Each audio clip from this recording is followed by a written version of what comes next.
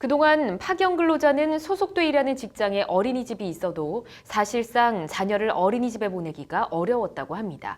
법제처가 이런 차별 법령을 대대적으로 손보겠다고 밝혔습니다. 로인사이드 장한지 기자 나와 있습니다. 어서 오십시오. 네, 차별 법령을 대대적으로 손보겠다. 어디서 나온 말인가요? 네, 어제 이낙연 총리 주재로 법무부와 권익위, 법제처 등이 합동 신년 업무 보고를 했는데요. 네. 관련해서 법제처가 오늘 정부 종합청사에서 브리핑을 열고 2018년도 업무 계획을 자세히 설명했습니다. 김혜숙 법제처장도 직접 나와서 열성적으로 설명했습니다. 그렇군요. 어떤 부분에 집중하겠다고 하던가요? 네, 크게 네 가지입니다. 공정한 사회 구현을 위한 차별 법령 정비, 국민이 알기 쉬운 법령 만들기, 지방분권 강화를 위한 국가 법령 정비, 국정 성과 조기 창출을 위한 입법 총괄 조정, 이렇게 네 분야입니다.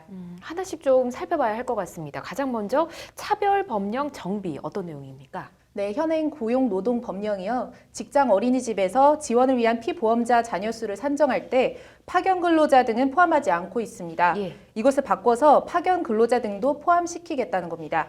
법제처는 이런 식으로 올해엔 우선은 복지, 여성, 노동 등 사회적 약자 관련 법령을, 그리고 내년에는 환경, 문화, 안전 분야 법령을 전수조사해서 이를 시정하고요.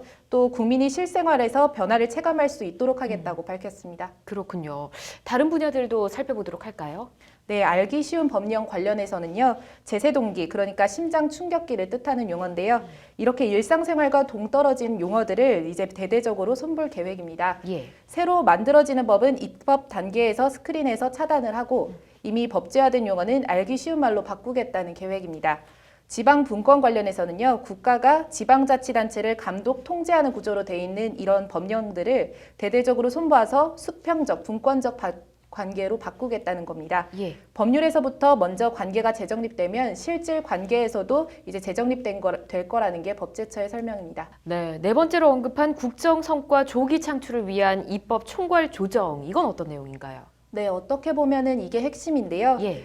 문재인 정부의 이른바 100대 국정과제를 이행하려면 모두 644건의 법령 제정이나 개정이 뒷받침돼야 한다고 합니다. 네. 이 중 국회를 통과해야 하는 법률이 467건, 국무회의 등을 통해 정부가 의결할 수 있는 대통령령 등 하위 법령이 177건입니다.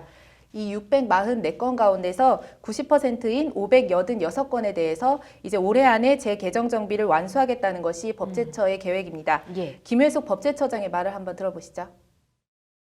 그에 따른 또 소관 부처에서 하시는 부분들이 있고 그에 따른 법령이 정비가 되어야 되는 부분이 있습니다. 저희가 하고자 하는 부분은 행정과 입법 부분에 있어서 네, 한마디로 집권 2년 차인 문재인 정부의 국정과제 추진을 법 제도적으로 뒷받침하겠다, 이런 구상입니다. 네, 김혜숙 법제처장, 문재인 대통령이 부산 변호사 시절 같이 근무한 인연이 있다고 하던데 앞으로 법제처의 행보에도 좀 관심을 가져야 될 것 같습니다. 잘 들었습니다.